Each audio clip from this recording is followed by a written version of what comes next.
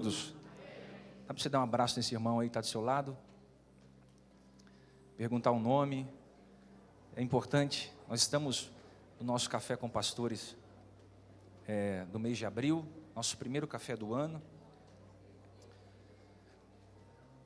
E hoje a palavra está muito tranquila, perto de todas as palavras que nós já ministramos no café. Eu acredito que Deus já vem falando desde os anos que a gente vem ministrando para líderes, e hoje a gente vai somar e vamos pensar juntos em cima de Gênesis capítulo 9. Se você puder abrir a sua Bíblia, acompanha comigo Gênesis capítulo 9, verso 18. Eu quero pensar com vocês aqui um pouquinho sobre a trama de Noé e Cã. Gênesis 9, verso 18.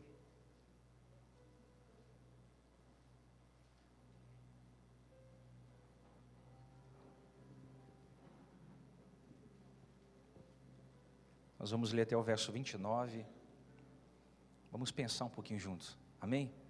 Você está na casa de Deus, você pode glorificar o Senhor. Você pode dar ao Senhor o que Ele merece. Nós vamos pensar, esse texto aqui, vou falar para vocês, ele invadiu meu coração essa semana. Talvez eu teria outros textos mais empolgantes para pregar, mais encorajador. Mas o Senhor quer falar conosco aqui em Gênesis 9, eu vou ser fiel ao que Deus colocou no meu coração, tá bom? Vamos lá no verso de número 18, Gênesis capítulo 9, verso 18, diz assim, ó: os filhos de Noé, que saíram da arca, foram Sem, Cã e Jafé. Cã é o pai de Canaã. Esses três foram filhos de Noé, e a partir deles se fez o povoamento de toda a terra. Noé era cultivador e foi o primeiro a plantar uma vinha.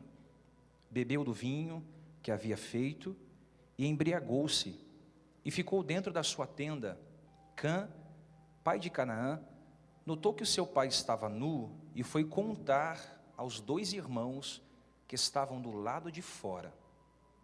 Então Sem e Jafé tomaram uma capa, levantaram-se sobre os próprios ombros, andando de costas, para não verem a nudez do pai, cobriram-no.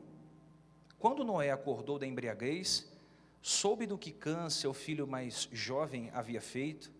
Então esbravejou Noé: maldito seja Cã, Canaã, escravo de escravo será para seus irmãos. E acrescentou: bendito seja o Senhor, o Deus de Sem, e seja Canaã seu escravo. Que Deus amplie o território de Jafé, habite ele nas tendas de Sem, e seja Canaã seu escravo. Depois do dilúvio, Noé viveu 350 anos. Toda a duração da vida de Noé foi 950 anos, depois morreu. Amém? Quando a gente vê aqui 950 anos, a gente tem que ver o calendário que regia aquela estação, para a gente não pensar que foi de fato 900 anos, amém? Às vezes o calendário deles era diferente do nosso, por isso a maior proporção de idade. Pode se assentar?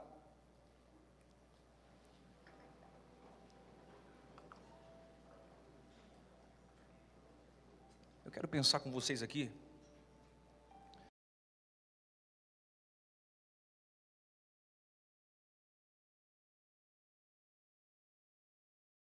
sobre não viole a privacidade. Dá para você dizer para alguém aí: não viole a privacidade. Se nós formos ler Gênesis capítulo 4, nós vamos perceber que Caim deixou alguns descendentes.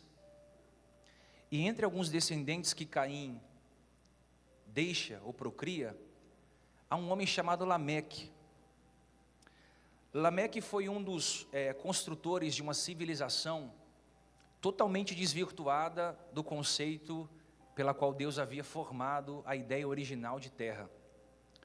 Lameque, ele tinha uma estrutura de construção metalúrgica e ele foi um homem, através dos seus descendentes, que desenvolveram instrumentos cortantes, instrumentos de guerra, instrumentos afiados. E Lameque, ele começou a construir a sua própria política, o seu próprio estilo de vida, o seu próprio desenvolvimento da sua sociedade. Lameque era um homem que não respeitava ordens, não respeitava doutrinas e se apartou literalmente dos conceitos e dos preceitos de Deus. Na verdade, quando você vê a formação do homem e da mulher e Deus instituindo o casamento entre ambos, você percebe que o maior projeto de Deus sempre foi a família e macho e fêmea se juntando para poder procriar, ser fecundos na terra. No caso de Lameque, ele quebra um princípio que foi otorgado por Deus desde o início. Ele foi o primeiro homem a praticar poligamia, se casar com mais mulheres, e não somente isso, construir o seu próprio harém, o seu próprio ambiente com várias delas.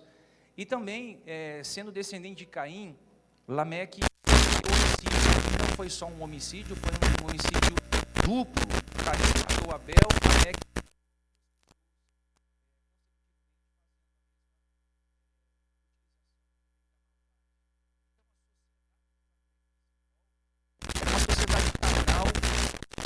emaranhada no pecado, envolvida na prostituição, envolvida na lei, olho por olho, dente por dente. Ele regia as suas ordens. Então a maldade se proliferava como nunca antes. O ódio entre as pessoas se proliferavam como nunca antes. O escravagismo, que era um mandando, construindo autoridade sobre o outro, crescia exacerbadamente. E aí o texto vai dizer que Deus se arrepende de ter edificado o homem. Deus se arrepende de ter feito o homem e o homem usar de tanta maldade. Pode alguém perguntar assim, mas Deus se arrepende? Deus não é soberano? Deus não é pleno? Na verdade, o recurso utilizado aqui é um recurso antropomórfico, que significa que Deus sentiu tristeza no seu mais íntimo, profundo sentimento. Deus sentiu tristeza de olhar para a criação e ver que a criação mentia, em ver que a criação sonegava, em ver que a criação não respeitava leis, em ver que a criação defraudava o seu próximo. Deus sentiu tristeza no seu íntimo de ver que um irmão matava o outro irmão. Ele viu que havia a quebra do paradigma de casamento. Então Deus vai ficando irado. No meio de tudo isso, Deus vai procurar alguém que fosse justo e íntegro. E será que havia alguém no meio de tudo isso que havia guardado preceitos de justiça, de integridade? E a Bíblia vai dizer que Deus encontra graça em Noé. Noé habitava naquela região, Noé era morador daquela cidade, mas Noé havia guardado preceitos de Deus. A Bíblia diz que Noé andava com o Senhor, Noé andava com Deus. E aí Deus vai chamar Noé e vai dar uma missão a Noé, que talvez nós não teríamos condições de fazer nem no século 21. Deus diz, Noé, eu vou destruir com a humanidade. Eu vou mandar um dilúvio, e eu quero que você obedeça o meu projeto. Eu vou mandar um grande dilúvio, e eu quero que você construa uma arca. Essa arca, eu vou te dar as medidas, você vai seguir o padrão exato do que eu estou te mandando. Você vai juntar um casal de cada animal, vai colocar na arca, a sua família, e foi dando as instruções. Quando a gente lê esse texto, muita gente já pregou sobre isso, a construção da arca, não quero me atentar dentro desse detalhe. Eu vejo que Noé obedece à risca, o que Deus havia dito a ele na construção da arca. Mas eu quero me atentar com você, após a arca estar construída, eu quero me atentar à visão social dentro da arca, os fatores que aconteceram dentro da arca. Imagina você durante muitos anos construindo uma arca, e nessa construção de um projeto que Deus falou só para você, o quanto de situações você não passou, por exemplo, humilhação, escárnio, vergonha, gente dizendo, cara, o que você está fazendo? Não tem nada a ver com o que você está fazendo. Que Deus é esse que falou com você? Construção de arca, não tem sentido. Imagina Noé apregoando justiça em meio a uma geração totalmente carnificada, tendo que construir um projeto de Deus. Quando a arca está pronta, que a família de Noé entra, 7 pessoas, com ele 8, os animais vão entrando na arca, a porta se fecha, o dilúvio começa. O que é interessante é que a gente só pensa assim na construção da arca e não percebe as condições emocionais que Noé estava. Quando eu falo Noé, entenda eu falando como um líder, ok? Imagina o líder sofrendo a retaliação de estar tendo que cuidar da sua família, dos animais, da missão que Deus havia dado a ele, e de tentar salvar a família agora, porque eles estavam em meio a um dilúvio, e ele também não sabia onde ia chegar com isso.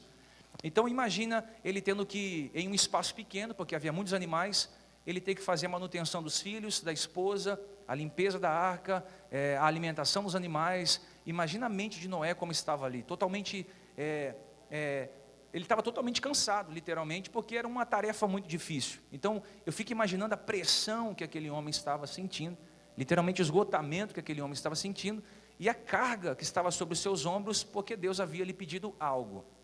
A Bíblia vai dizer que quando se passa 40 dias, eles vão chegar em terra firme. Então imagina, ele construiu a arca durante muitos anos, entra na arca, uma pressão horrível dentro da arca. Quando ele chega em terra firme, a mente desse homem está como? Totalmente cansada, totalmente perturbada, totalmente desgastada. Você vai fazer uma tarefa, você já fica preocupado. Você vai fazer uma prova, você já fica preocupado. Você vai prestar um relatório ao seu diretor, você já fica preocupado. Você vai ter que ir em uma reunião empresarial, você já fica preocupado. Imagina 40 dias dentro da sua família em meio à água. Quando ele chega na terra, a terra não tinha nada, havia sido destruída. Não tinha nada que ele pudesse ter um momento de escape, descarregar as energias que havia nele. Não havia um cano de saída. Então a Bíblia vai dizer que ele vai plantar uma vinha. A vinha, você sabe que produz uva, e uva produz vinho. Ele planta uma vinha, e do fruto da vinha, ele vai produzir um vinho, e ele vai se embriagar desse vinho. Noé, literalmente, vai beber o vinho e vai ficar bêbado. Só que o texto é impressionante. Eu não vi em nenhum momento Deus dizendo, amaldiçoando Noé pelo ato de ter se embriagado. Eu não vi em nenhum momento Deus exortando, açoitando-o, porque ele tinha se embriagado. Eu vejo que Noé se embriaga em uma vertente de celebrar sua humanidade. Só que o que me impressiona quando eu li esse texto foi que Noé, quando ele percebe que ele está embriagado, ele entra dentro da sua tenda. Quando ele entra dentro da sua tenda, ele estava dizendo um sinal, olha, eu não estou legal, eu vou me ausentar e vou fechar a minha tenda e vou dormir. Só que ele fica sem roupa, ele tira a sua roupa. E aí a gente percebe que havia um coadjuvante nessa história, que era o seu filho mais moço, que era Cã. E eu percebo que Cã já estava observando o pai. Porque entre 3 filhos, 2 passou desapercebido o que estava acontecendo. Mas Cã não deixou esse fato desapercebido. Eu acredito que Cã já tinha problemas relacionais com o pai, ou talvez estava esperando o pai cometer algum erro para tentar desconstruir tudo aquilo que ele havia construído. E na nossa vida não vai ser diferente. Sempre haverá alguém de espreita, tentando olhar para você e procurar um erro em você, para quando achar o erro em você, apontar você e ter motivos para tripudiar sobre a sua vida. Foi o que aconteceu. Dentro da tenda, era o lugar dele, era o momento dele, e só quem poderia cobrar dele era Deus. O que aconteceu? O filho vai entrar dentro da tenda, vai abrir a tenda do pai, e vai ver o pai sem roupa. Alguém pode perguntar, mas não era família? Ver o pai sem roupa não tem problema nenhum. Ver a nudez do pai. Aí aqui há um assunto onde os teólogos divergem. Uns dizem que Cã teve relações com o pai, não querem entrar em detalhes. Outros dizem que não foi só Cã, foi Cã e Canaã. Outros dizem que teve o eufemismo, ou seja, contato físico entre o pai e o filho. Mas eu vou ficar nessa vertente que o filho viu a nudez do pai no sentido de exposição, de olhar. Qual era o problema? Todos os problemas. A cultura judaica dizia que um filho não poderia ver a nudez do pai nunca, de hipótese alguma, de maneira nenhuma. Por quê? Porque se visse a nudez do pai, era como se você estivesse quebrando um princípio. Qual princípio? O princípio de honra. Então quando ele abre a tenda, e ele olha a tenda, ele vê a nudez do pai, o que ele faz?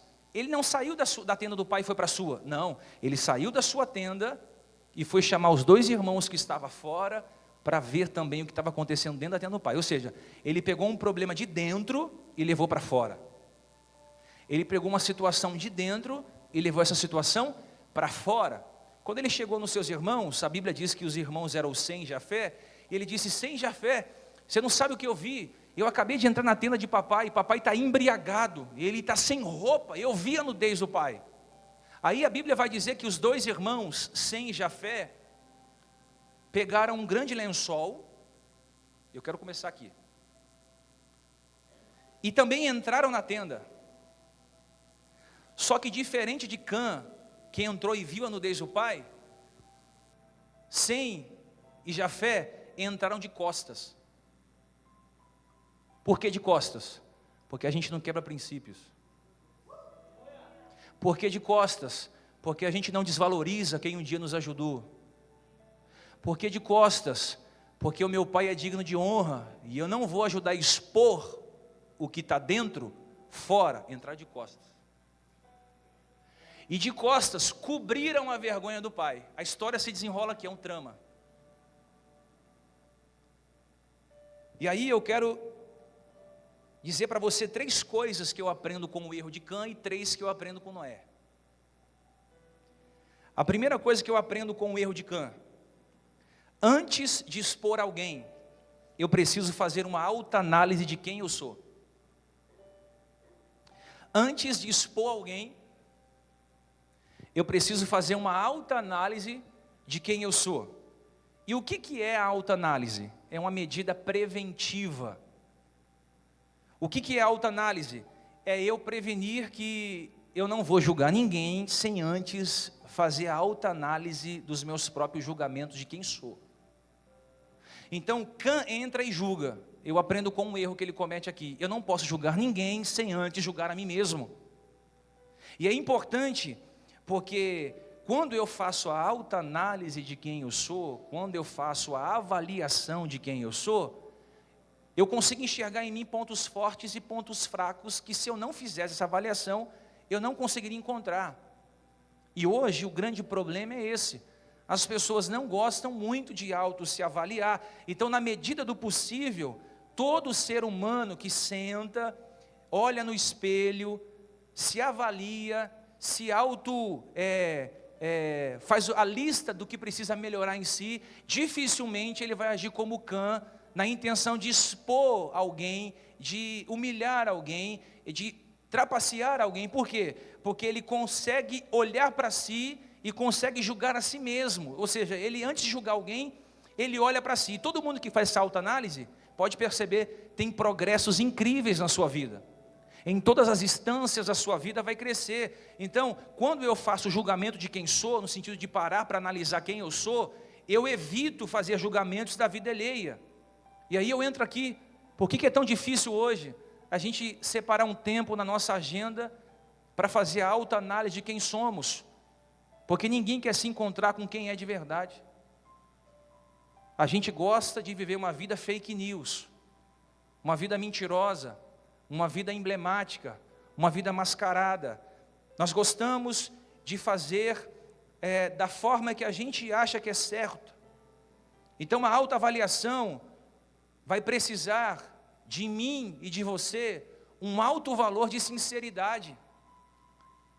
Vai precisar de um alto valor de transparência. Por isso que eu tenho ensinado aqui há meses, para você que é minha ovelha, eu tenho falado isso muitos dias, muitos meses, não é de hoje, é que nós precisamos exercer a avaliação em si mesmo, para que a gente não perca tempo avaliando o outro. Quando a gente olha para si, e a transparência, a gente vai ver dentro de nós trevas e luz. A gente vai ver dentro de nós Caim e Abel, Saul e Davi, Esaú e o seu irmão Jacó. Quando você olha para você, pode perceber, quem olha para si, dificilmente tem opinião para dar acerca de alguém. Quem olha para si, dificilmente vai entrar em um conflito. Quem olha para si, dificilmente vai ser um armador de contendas. Quem olha para si e se coloca no lugar do outro, dificilmente ele vai ser alguém que vai defraudar alguém. Então a gente tem esse costume de mentir para nós todos os dias. A gente fala, vou melhorar, vou mudar, vou crescer, vou estudar, vou emagrecer, vou engordar, vou fazer um curso, eu vou ler mais livros, eu vou me cadastrar em algo que ocupe a minha mente, eu vou à academia, eu vou vir mais à igreja, eu vou visitar mais meus parentes. A gente vai mentindo para nós mesmos. Aí nós estamos em abril, você começou o ano em janeiro. Quais das coisas que você pediu a Deus e catalogou para você começar a fazer, você fez? Você tirou do papel? Você começou e está tendo muitos embaraços no meio do caminho, mas não parou ainda. E a gente vem em um café como esse, e muitos vêm a fim de receber uma estratégia de como ser um melhor líder, ou de como multiplicar o crescimento da sua igreja, ou como desenvolver o crescimento da congregação que eu pastoreio. Amados, o que Deus quer de nós, antes de uma igreja grande, ou antes de uma igreja de relevância, é que nós como líderes, temos a consciência de que a autoavaliação vai prevenir muitas coisas e muitos erros na minha vida. Então, a gente tem algumas coisas para pensar aqui. A maioria de vocês, se eu perguntasse assim para a maioria de vocês, me fale 3 erros. Me fale 3 erros do seu diretor. Você falaria assim em 5 segundos. Me fale 3 erros da sua esposa. Maridos falaria, não, 3 é pouco, eu vou falar 6.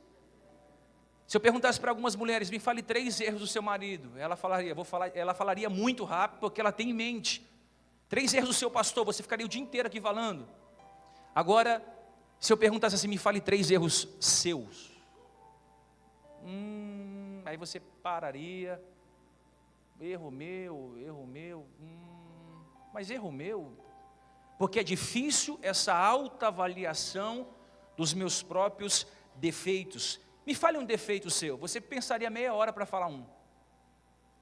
Se eu perguntasse, me fale um defeito de alguém, você falaria. Então, quando eu sei os meus defeitos, não diminui quem eu sou, mas potencializa quem eu me tornarei.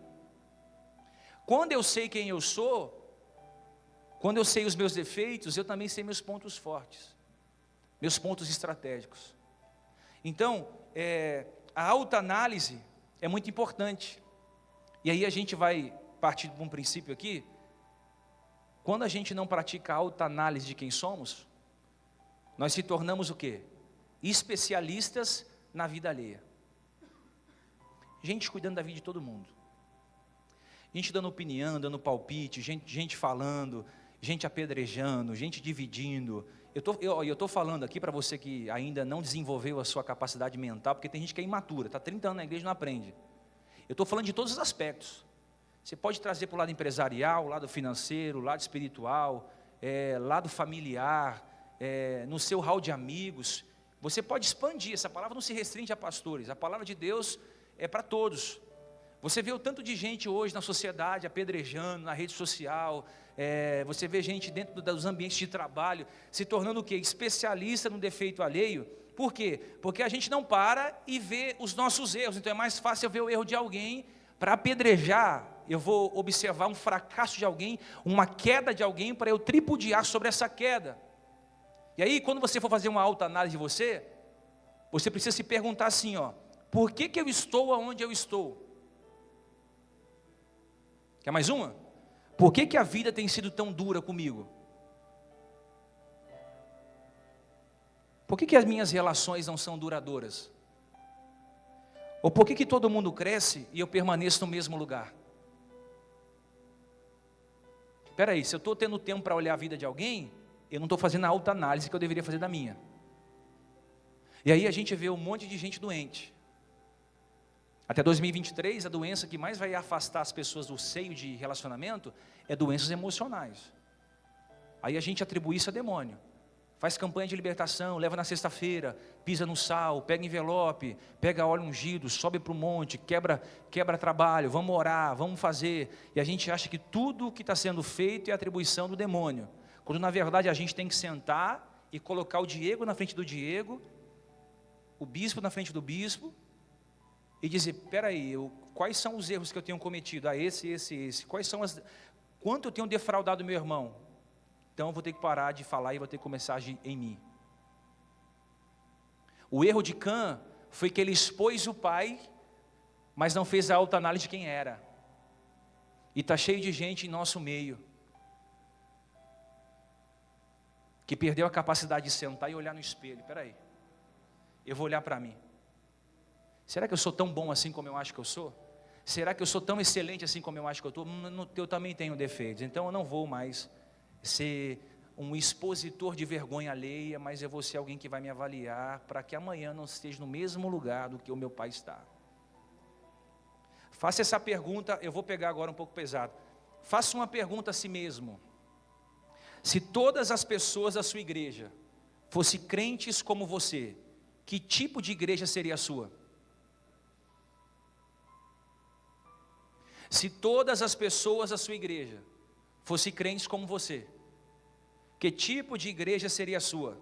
E outra, eu não estou dizendo do tipo de crente que você é aqui dentro. Porque aqui dentro você pula, sapateia, canta, prega, louva, rodopia, fala em línguas, vê anjo. Aqui dentro você é espiritual, você cumprimenta todo mundo, você beija todo mundo, você ama todo mundo, você ora pelo irmão, você tem coinonia, você evita conflito. Aqui dentro todo mundo tem um quê de espiritualidade. Eu estou falando quem você é quando ninguém está te vendo nas suas produções. Do que o diabo se alimenta? Das produções do homem. Por exemplo, eu estou caminhando, o pó do meu caminhar alimenta o diabo, no sentido das minhas produções. Se eu apresso os meus pés para fazer o mal, a poeira do meu apressamento para fazer o mal alimenta Satanás. Se eu apresso os meus pés para fazer o bem, a poeira do meu apressamento para fazer o bem enfraquece ele. Então, o diabo é uma entidade, você dá passagem para ele fazer o mal na sua vida, se você quiser. Então, eu não tenho uma palavra para você que está no meio da multidão. Hoje, a palavra que Deus tem para você é uma palavra para quem você é quando ninguém está te vendo. Então, quem você é quando ninguém está te vendo, revela se você honra alguém ou não. Não dá para saber se você honra alguém ou não no meio de alguém. Você só vai provar honra na ausência dessa pessoa. Eu honro, na frente é fácil. Eu honro, na frente, eu honro meu diretor, na frente dele é fácil. Mas e quando eu estou no estoque, conversando com os funcionários? Eu honro a minha família, na frente dos irmãos é fácil. E quando você está com um cunhado, com alguém? Eu honro a minha igreja. Quando você está aqui na minha frente é uma beleza, mas quando você está nos seus bastidores? Eu honro meus amigos. Quando um não está no meio deles, e você teve algum problema contra eles, lá na sua escola, na sua faculdade, lá na sua academia, como é que acontece? Porque na visão de muita gente, pastor nenhum presta, bispo nenhum presta, líder nenhum presta, homem nenhum presta, mulher nenhum presta. Na visão de muita gente, ninguém presta. Na visão de muitos pastores, ovelha nenhuma presta. E na verdade não é isso. Na verdade é uma visão equivocada que nós temos de nós mesmos. E aí, eu vou dizer algo aqui. Talvez, quem você mais ajudou, está te expondo hoje.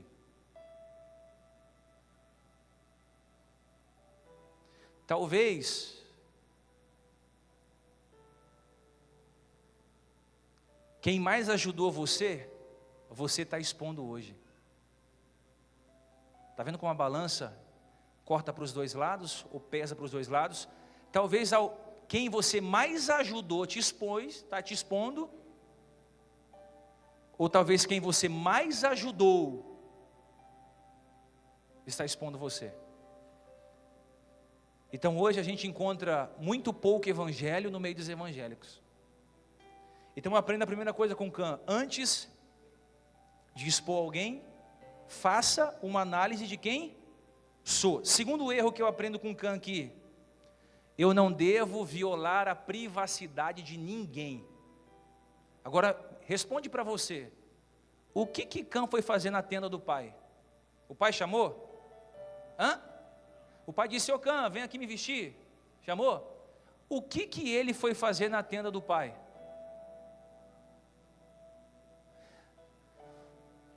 O que ele foi curiar na vida alheia? O que ele foi curiar na vida do outro? O que é violação de privacidade? É o direito de ser deixado em paz. Olha isso aqui, ó. Violação de privacidade, quando alguém viola a minha privacidade, a sua privacidade, está rompendo com o direito de deixar você em paz. Então quando o Cã vê o pai nu, o que Cã tinha que fazer? Eu vou orar a Deus. Quando o Cã viu o pai nu, ele tinha que falar, pô, meu pai está nu, está embriagado, mas está dentro da tenda dele. Eu vou ficar de fora quando meu pai estiver bom. O que ele foi fazer? Ele entrou dentro da tenda do pai. Ele violou a privacidade de alguém que era superior a ele. E aí a gente começa a ver que esse pecado foi um pecado de indiscrição à vida alheia. E hoje, nós vivemos em uma geração que a gente está optando, olha aqui, entenda bem. Não é bom que o homem ande, vamos de novo, não é bom que o homem ande, mas hoje, por a gente ver tanta maldade no ser humano, tanta deslealdade na vida alheia, o que a gente está optando? Por solidão. Hoje o ser humano está optando por estar sozinho, porque já se relacionou muito e se machucou. Muita gente, por exemplo, vamos trazer para a vida amorosa, muita gente sofreu no amor e hoje tem medo de novos recomeços. Muita gente sofreu no ministério que veio e tem medo hoje de novo recomeço. Muita gente teve um problema com a sociedade e tem problema hoje, tem medo de uma nova sociedade, de uma nova aliança, de um novo pacto com alguém. Por quê? Porque de tanto a gente ver maldade no ser humano, a gente está preferindo a solidão, a solitude. Então hoje, nós vivemos, para a glória de Deus, entre homem e mulher, família, são as microcélulas, as famílias, mas vai chegar uma hora na geração de tanta maldade, de tanto deslealdade, de tanto homicídio, de tanta carnificina, de tanto genocídio, que as pessoas vão começar a se ausentar e começar a andar sozinhas. Então, para que isso não aconteça, e a igreja seja terapêutica, um lugar de cura, uma das coisas que nós, como igreja, vamos precisar entender, é que a gente não pode violar a privacidade de ninguém. A tenda é minha? Não. Então eu não tenho nada a ver com isso. A igreja, sou eu que pastoreio? Não, então eu não posso dar palpite na igreja do lado. A família lá é minha? Não, não é, então eu não posso opinar. Quando eu evito dar palpite, eu evito entrar na violação. Eu não violo a privacidade de ninguém. É aquele tipo de coisa. Por que você está dando palpite? Eu te perguntei alguma coisa? Se a gente for franco de verdade, a verdade que a gente pode falar vai espantar as pessoas. Então isso é preservação de saúde emocional. Olha aqui, ó, não deixe ninguém violar a sua privacidade. E melhor, não viole a privacidade de ninguém. Isso é importante, porque privacidade é o poder de revelar-se seletivamente ao mundo. Privacidade é o quê? É eu me revelar a hora que eu achar que tem que me revelar. É eu me ausentar a hora que eu achar que tem que me ausentar. Isso é privacidade. E hoje a gente vê uma geração tão carente, que quando um irmão se ausenta um pouquinho para fazer autoanálise de si, ele constrói um monte de inimigo. O irmão está isolado, o irmão não quer contato, o irmão não quis ouvir a minha insatisfação, o irmão não quis ouvir a minha lamúria, não é mais amigo, está muito quieto. Sabe por que ele está quieto, calado? Porque ele está fazendo a autoanálise de si. Por quê? Porque ele não vai ficar dando ouvido agora para a opinião de ninguém. Ele está se construindo, se edificando, se reformando, se merecendo a si mesmo. Então a privacidade dele não pode ser invadida. Então isso aqui é ética. Cã invadiu a privacidade do pai, não respeitou. Eu quero falar sobre isso também. Não viole a privacidade de ninguém. Terceiro, erro que eu aprendo com Cã: eu serei quebrado por todo o princípio que eu quebrar. Qual o princípio que Cã quebrou?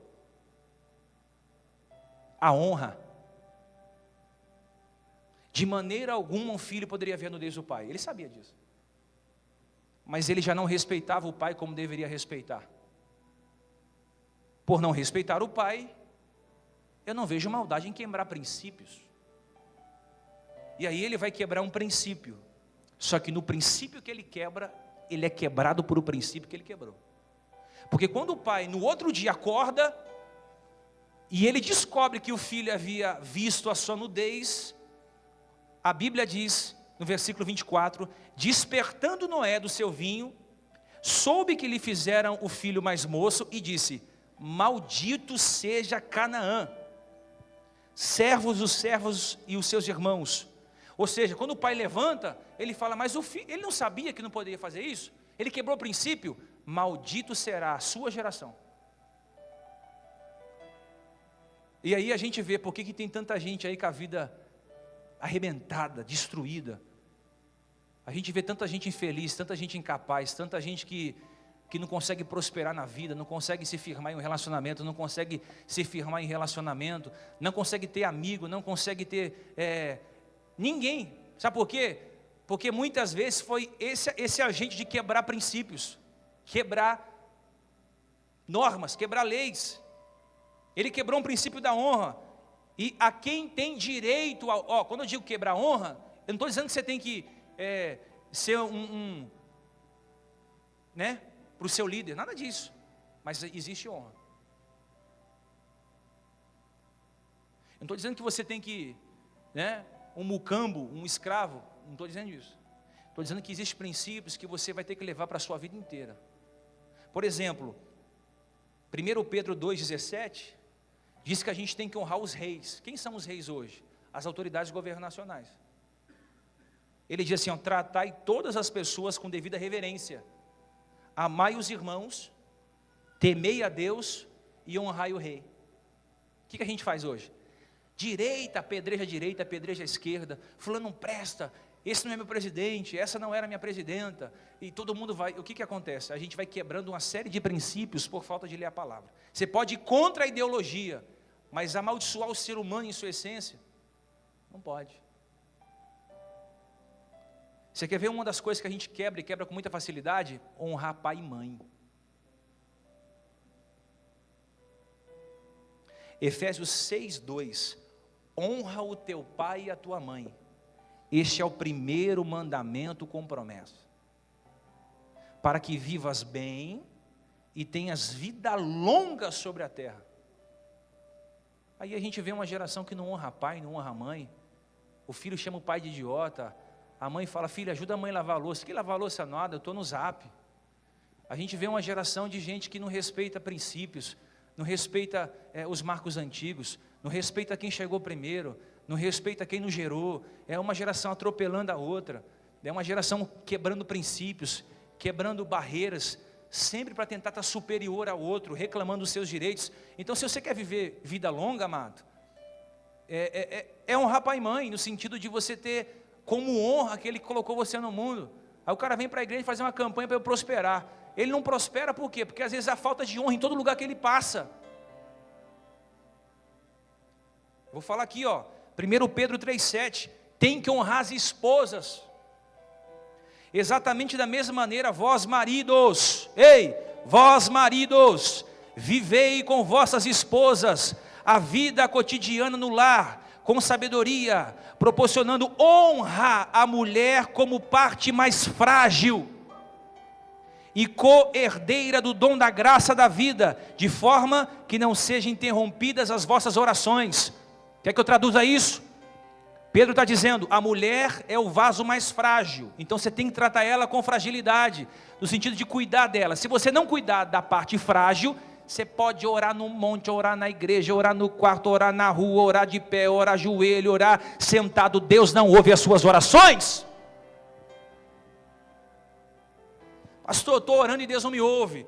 Vamos ver se a gente está cuidando das nossas esposas, nossos lares. Posso falar algo aqui? Você vai receber muitas propostas para quebrar seu casamento. Você vai receber muita gente que vai tentar se infiltrar na sua vida para tentar dividir o seu lar. Mas olha aqui, todas as propostas é apenas para envergonhar o ministério que Deus colocou na sua mão. O seu maior ministério não é a igreja que você pastoreia, não é a estrutura que você conseguiu até agora. O seu maior ministério é a sua família. Como está a tua casa? Quem manda a sua esposa ou é você? Quem dá a última palavra? É a sua mulher ou vocês sentam na mesa em koinonia, resolvem juntos? Você ama a sua esposa a ponto dela se submeter a você? Você tem uma missão, você sabe para onde vai? Ela olha em você e vê alguém que está protegendo o lar, construindo, edificando? Ou ela olha para você e fala, cara, esse cara não sabe aonde vai? Você quer ver uma coisa que a gente erra muito, e eu já errei demais? A gente não honra patrão. 1 Timóteo 6:1. Todos os servos que são escravos devem considerar seus senhores dignos de toda honra, para que o nome do vosso Deus não seja blasfemado. Aí a gente é crente. Aí o patrão pede para a gente fazer algo, eu não ganho para isso. Faz você. Aí o cara fala, caramba, eu contratei um cristão, porque no dia da entrevista ele veio com a aparência de piedade. Amado, eu sou servo de Deus, tenho 5 filhos, minha esposa é mulher de oração, me contrata. O cara fala, tadinho, né? Vou contratar, vou ajudar. Aí 3 meses depois, que ele pega uma estabilidade, ele não quer pegar uma caixa e colocar do outro lado. O patrão fala, mas você não era servo de Deus? Será que a gente estava preparado para ser escravo? Como José foi? Eu não sei se eu estaria. Eu não sei se eu teria estrutura para ser jogado em um poço, estar com fome e ver os irmãos comendo em cima do poço, como diz a Bíblia em Gênesis 37. Eu não sei se eu teria condições de ser vendido em uma caravana e chegar na casa de alguém e trabalhar como mordomo de alguém. Em nenhum momento você vê José, Potifar é folgado, hein? Caramba, o cara é... Ao contrário, a Bíblia diz que tudo que José colocava a mão, prosperava e o Senhor era com ele. Potifar deixou a casa toda para que ele cuidasse e disse, você não pode só violar a privacidade da minha família. Quando a esposa de Potifar foi tentá-lo, ele disse, cara, se eu me deitar com você, eu violo a lei. Olha aqui, se eu me deitar com você, eu estou violando privacidade. Se eu me deito com você, eu quebro princípios. Então, a carne pode até ter dizendo alguma coisa, mas eu vou me ausentar em respeito ao meu patrão e ao meu Deus.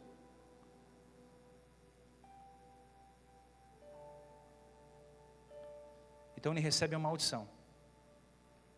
Por que o filho não podia ver a nudez do pai? Porque era uma quebra de princípio. E eu vou dizer para você que sem medo de errar, eu acredito que no futuro nós não seremos lembrados como a geração do iPad, do iPhone. Nós seremos lembrados daqui 100 anos como a era do ressentimento.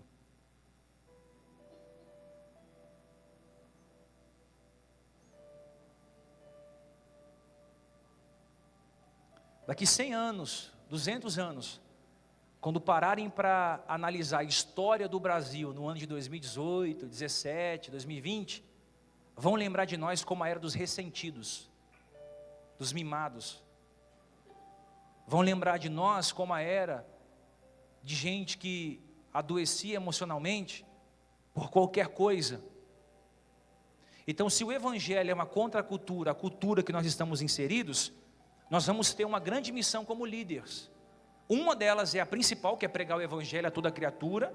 Isso é a nossa tarefa suprema.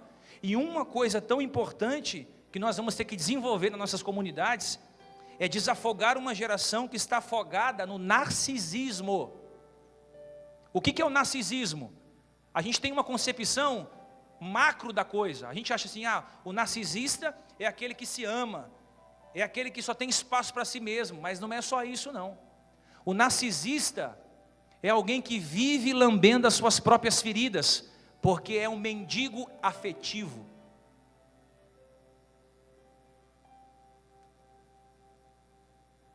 Então a gente vive em uma sociedade líquida, não tem substância, relacionamentos quebram, amizades quebram, sociedades quebram, casamentos quebram, ministérios quebram, alianças quebram, pactos são rompidos, um expondo o outro, igreja brigando com igreja, porque o irmão saiu daqui e foi para lá. Ele saiu porque chegou o tempo dele sair, e você levantou muros, mas não deu alimento. Então quando ele começou a pensar, ele saiu mesmo, porque ele não é obrigado a comer todo dia lanche. Aí não, eu não falo mais com um ciclano, porque ciclano desligou do meu ministério. Aí o irmão infeliz leva todo mundo embora, e aí a gente vai vendo aquela guerra de gente mimada, que daqui 100 anos a gente vai ver ser visto como isso. Enquanto há 2000 anos atrás tinha gente morrendo pelo Evangelho, Hoje, há 2000 anos à frente, tem gente ressentido porque não deixaram lugar na cadeira principal para o doutor sentar. Não beijaram o meu anel de apóstolo. Não primiciaram na minha congregação. Eu sou alguém importante. E a gente vai vendo cada barbaridade acontecendo, de gente que está se idolatrando a sua autoimagem. Então a gente vive uma geração líquida, onde as pessoas são incapazes de ter vínculos. Então o narcisista vive em função de si mesmo. Então o que é o ressentimento, amados? Ressentimento é ressentir um sentimento que não foi perdoado. O que é ressentimento? Ressentimento é viver a mesma situação que te machucou um dia, outro dia. E aí a gente vai vendo o quê? Uma geração superficial, ressentida. Posso falar um negócio aqui? O que é ressentimento?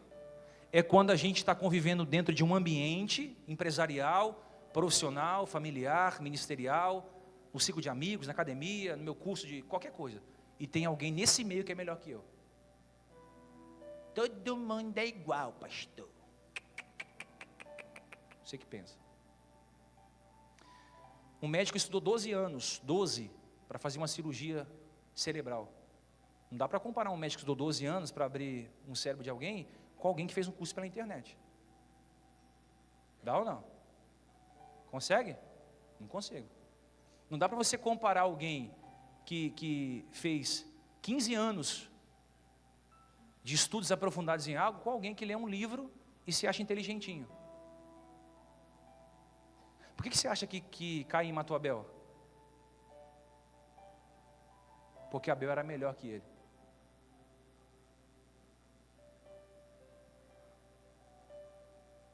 Essa noite eu estava estudando e Deus falou assim para mim: existe um ponto fraco em Caim. Eu disse: qual? A excelência de Abel. Sabe qual era o ponto fraco de Caim? A excelência de Abel. Caim dava algo a Deus. Abel dava a excelência da primícia a Deus. Sabe o que surtiu em Caim? Ressentimento. Meu irmão é melhor que eu. Meu irmão, Deus gosta dele, ele é pacífico, ele é gentil, ele é amoroso e ainda dá o melhor a Deus. Eu vou me levantar contra esse meu irmão. Ressentimento é quando a gente tem inveja de quem é melhor do que a gente. E aí, é aterrorizante, porque na maioria das vezes, não somos quem queríamos ser, e também não nos esforçamos para chegar lá. É sorte, pode ver, alguém passa na USP, é sorte. Tadinho, mas também morando no Tatuapé, até eu passo na USP. O cara está ganhando 20 mil por ano, também, né, meu? É sorte, tadinho, olho azul, né? Se eu tivesse um olho verde e um olho azul, eu ganhava 40 mil. A gente fala assim, sorte, né, pô, o cara tem uma igreja dessa aí, é sorte, o cara tem, é sorte, é sorte. A gente nunca fala assim, poxa, o cara é bom, no sentido de ser diligente em suas obras. Salomão disse, viste um homem diligente em suas obras? O que ele está dizendo? Viste um homem esforçado, viste um homem determinado, viste um homem empenhado, eu colocarei ele no meio dos príncipes. Então isso é bíblico. A nossa espiritualidade não está ligada ao nosso ativismo. A nossa espiritualidade está ligada a como desenrolamos no chão da vida. Então, Adão e Eva geraram Caim, e Caim não conseguiu desenvolver a capacidade de lutar para ser alguém melhor. Então, não querendo lutar para ser alguém melhor, é mais fácil eu matar quem é melhor que eu. Tem alguém tentando te matar?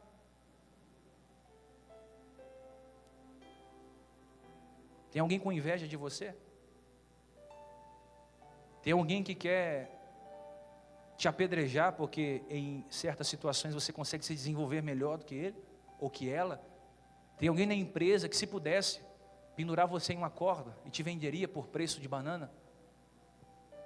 Não fica triste com isso, não liga para isso, continue oferecendo a Deus o melhor.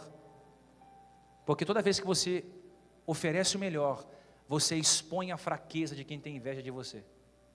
Toda vez que você dá o melhor para Deus, toda vez que você faz o melhor para o seu diretor, para a sua esposa, para a sua família, na sua igreja, no seu trabalho, no seu hall de amigos, você sempre vai despertar alguém. Então maturidade hoje saiu da moda. O negócio não vou falar aqui não. Não posso. A maturidade saiu da moda. O negócio é coisa rápida, é fast food, é autoajuda.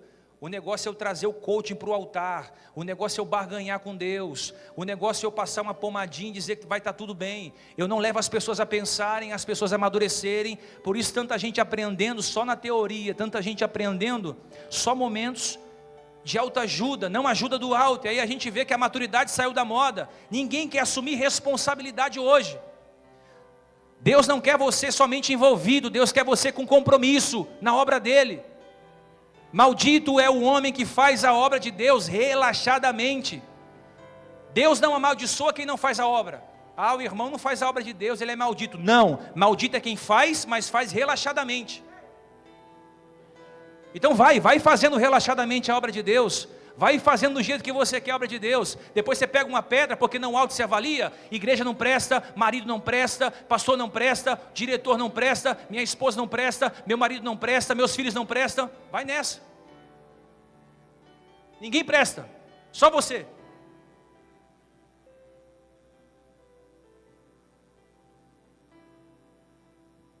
Grande parte das pessoas na pós-modernidade é fake news. O que é fake news? Uma mentira contada, e muito bem contada, que se torna uma verdade.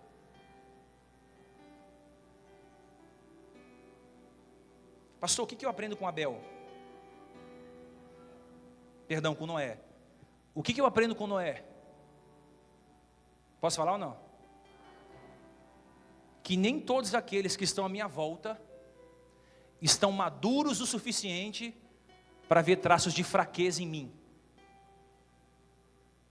Alguém aqui já cometeu um erro, que você foi apedrejado por um erro que você cometeu? Eu já vários. Alguém? Ou quem nunca cometeu um erro? Pronto, aí você levanta a mão. Agora, quem já cometeu um erro e foi retalhado por um pequeno erro que você fez? Por que você foi retalhado? Porque quem estava à sua volta não tinha maturidade para ver traço de fraqueza. Mas você... Não acredito. O bispo? Ah, não. Por quê? Não sou homem?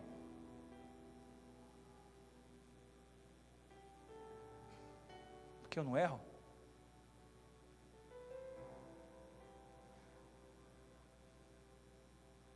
Tem gente que nunca vai estar preparado para você cometer um erro.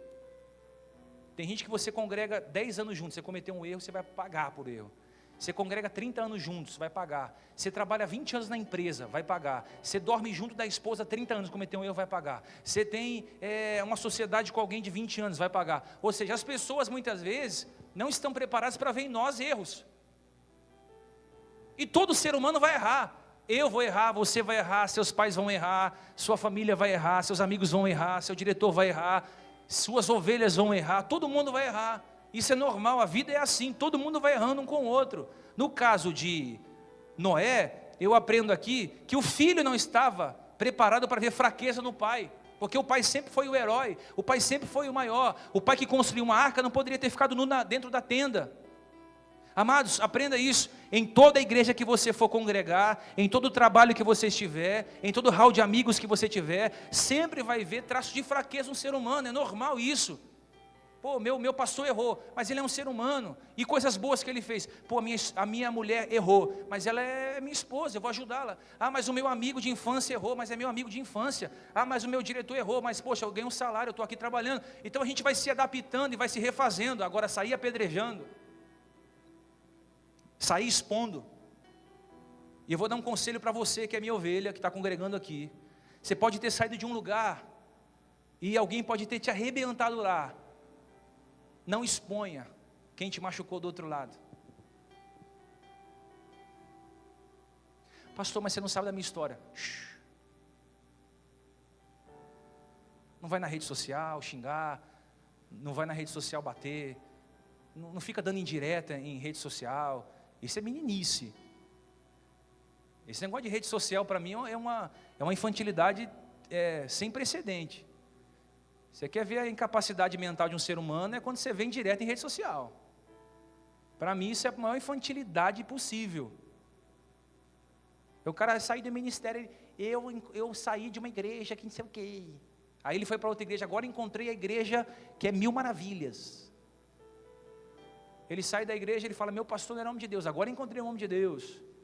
A minha pastora era filha de Satanás, agora encontrei uma que não é. Amado, saiu, acabou. Meu emprego era ruim, agora encontrei um bom. Foi bom enquanto durou. É a mesma coisa um divórcio. Quando se separa, a mulher tem 1000 coisas para falar do marido, não tem uma boa, e vice-versa. Não deu certo? Ponto. Não deu. Então, fica bem ciente. Você como líder, porque você é líder de si mesmo, você é líder de sua família, do seu trabalho. Vai ter gente que nunca vai perdoar erro seu. Aprende isso, para você não ficar nossa, mas você se levantando contra mim? Sabe quem se levantou contra o pai? O filho. Posso falar um negócio? As pessoas que mais vão te machucar são as pessoas que mais você vai ajudá-las. Aí eu pergunto, quem desconfiaria de um filho?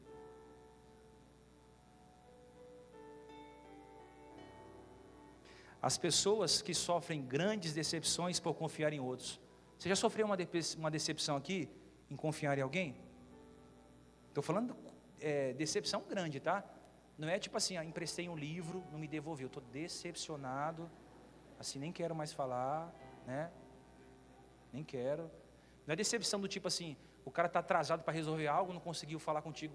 Eu estou decepcionado porque foi de relógio 30 segundos. O cara falou comigo e eu estou assim, em crise, né? Eu estou dizendo de coisa pesada. Eu não estou dizendo de uma chateação, de amiguinho, juntar dedinho depois. Estou falando de coisa grave. Pode ver.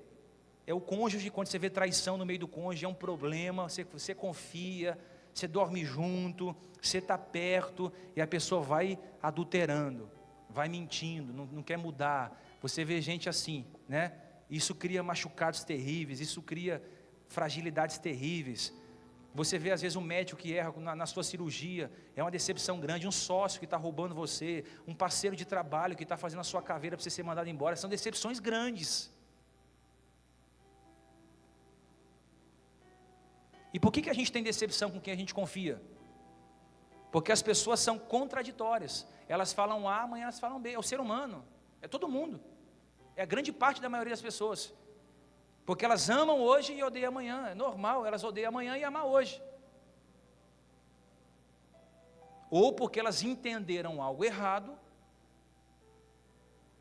e também se decepcionam. E também porque as pessoas ao longo do tempo mudam. Amém? Como você era há 20 anos atrás? Há 10 anos atrás, como você era? Uns iam falar, tinha mais cabelo. O outro falava, estava mais magrinho. Outro ia falar, orava mais. Outro ia falar, estudava mais. Eu estou meio preguiçoso. Como você era há 15 anos atrás? Eu acho que eu estou melhor. Há 15 anos atrás eu estava piorzinho, né? Fiz uma funilariazinha, arrumou de um lado, vai estica de um lado, estica do outro, vai ficando melhor. Mas a gente muda, as pessoas cometem erro. Amém, amados? E confiar, posso falar isso aqui? Confiar 100% em uma pessoa hoje pode ser perigoso.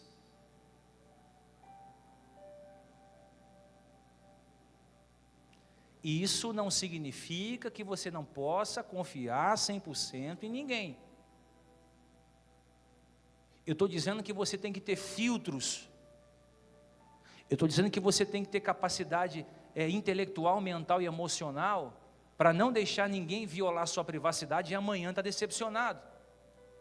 Eu estou dizendo que você precisa fazer sem esperar receber nada em troca. Está cheio de gente que está decepcionado com o outro porque fez algo e espera retorno. Você quer nunca se decepcionar com ninguém? Nunca espera receber nada de volta. Eu fiz porque eu te amo. O cara emprestou R$10 para o cara.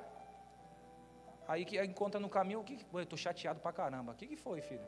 Eu emprestei 10 conto para o cara, velho. E o cara não me paga. Mano, dá o dinheiro para ele, mano. Você vai ficar esperando retorno? Não vai ter retorno. É fazer sem esperar receber nada, hein? Você precisa estar preparado para aprender a perder. E quanto maior for o seu nível de influência, mais gente vai ver fraquezas em você. Segunda coisa que eu aprendo com Noé. Posso falar ou não? Por mais que Deus achou graça em mim, haverá homens que acharão desgraças em mim. Você está comigo aí, não? A Bíblia diz que Deus achou graça em Noé e o filho achou desgraça. Aí eu fiquei pensando, falei, caramba, Deus acha graça e o filho consegue encontrar desgraça.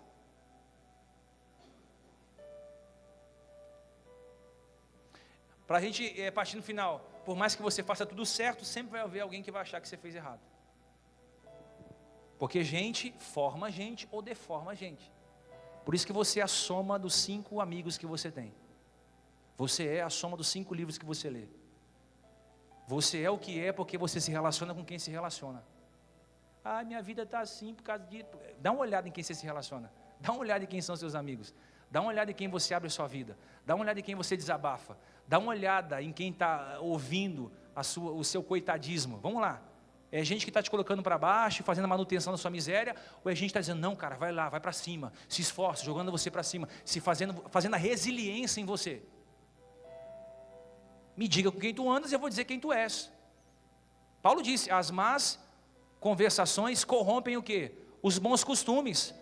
Proverbiano disse, anda com sábio, vai ser sábio. Anda com tolo, vai sofrer prejuízo. Então, por mais que Deus achou graça em Noé, o filho achou desgraça. Agora eu vou dizer para você, o importante é o que Deus disse acerca de você.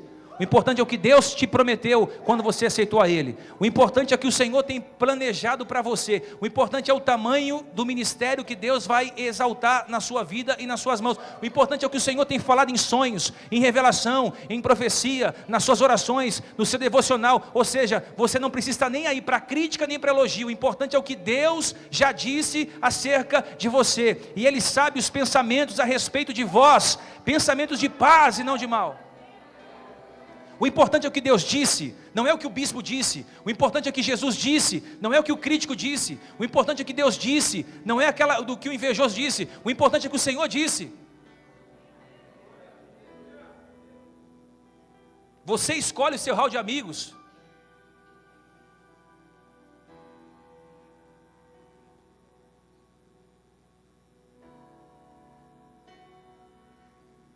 O que a gente aprende com Noé? Eu termino.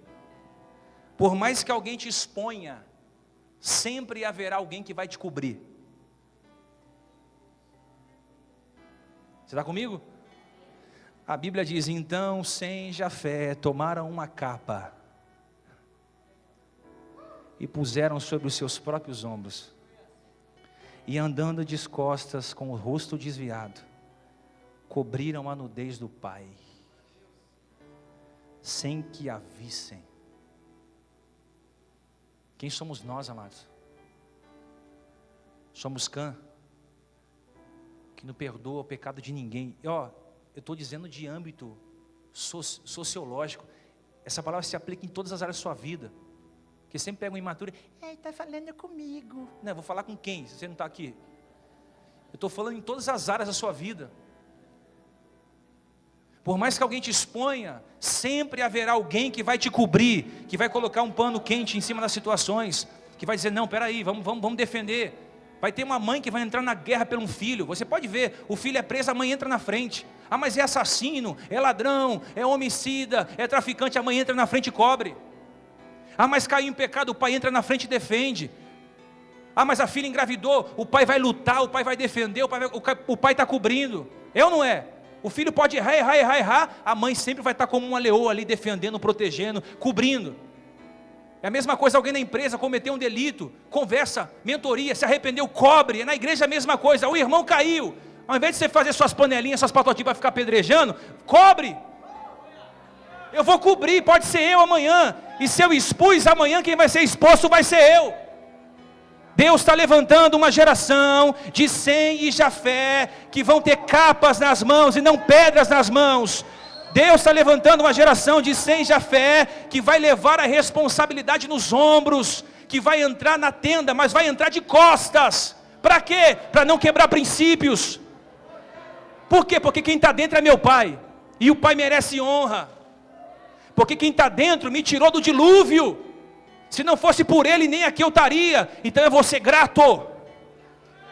Eu vou ser grato a alguém que sangrou por mim. Eu vou ser grato a alguém que um dia lutou por mim. Então, amado, por mais que alguém te exponha. Ô bispo, alguém me expôs lá na rede social. Fica tranquilo, Deus levanta alguém para te cobrir. Alguém me expôs lá no meu trabalho. Fica tranquilo, lá alguém vai te cobrir. Ô bispo, tem um parente meu que está sempre me ferindo. Fica tranquilo, vai levantar outro para te cobrir. Lá na faculdade tem alguém que me exponha. Vai ter alguém que vai te cobrir. Na igreja tem alguém me expondo. Vai ter alguém que vai te cobrir. Que você não seja Cã, porque para Cã tem maldição, e quem amaldiçoa foi o próprio pai. Que você seja sem Jafé.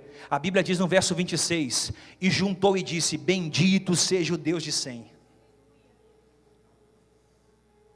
e Canaã será seu servo, engrandecido seja o Deus de Jafé, e habite ele na tenda de Sem. Agora vamos fechar aqui.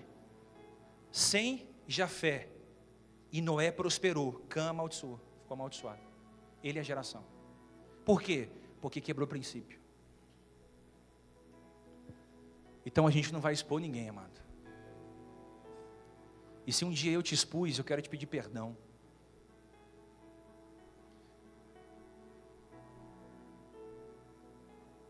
Se um dia você expôs alguém, peça perdão a Deus.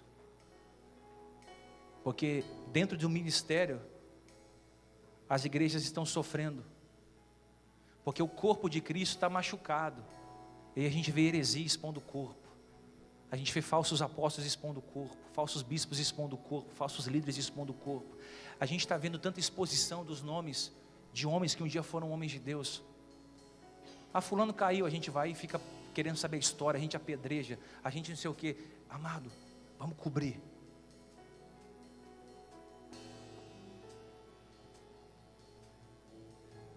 Cadê tua capa?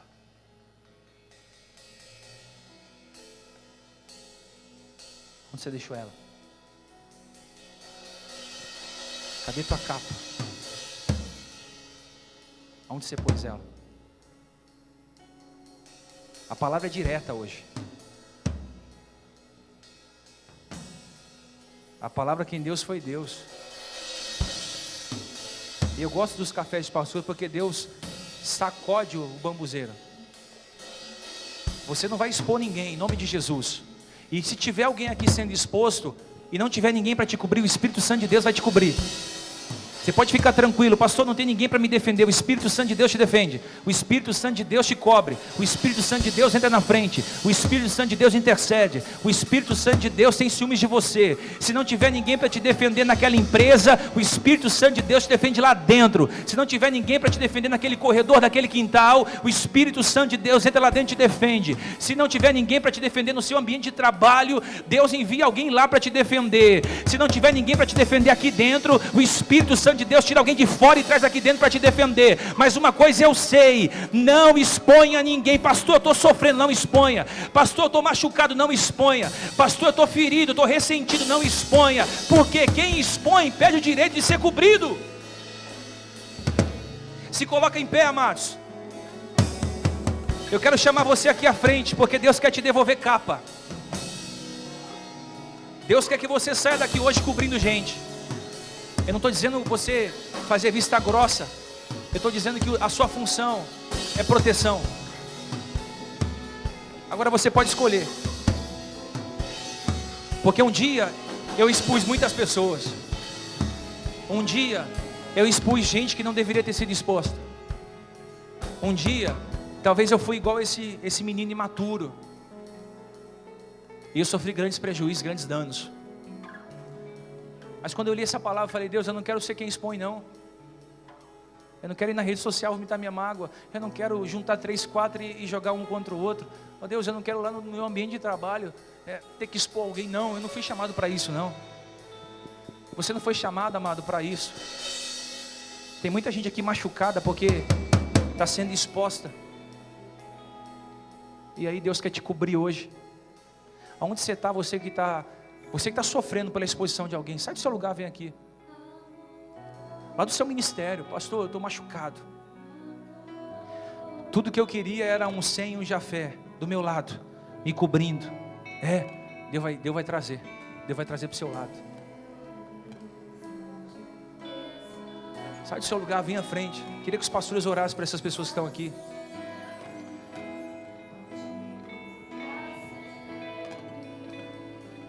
Não quebre princípios.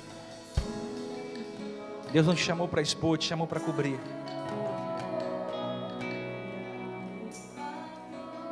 Quem está do seu lado não merece ser exposto, merece ser cobrido, tratado, curado, abraçado.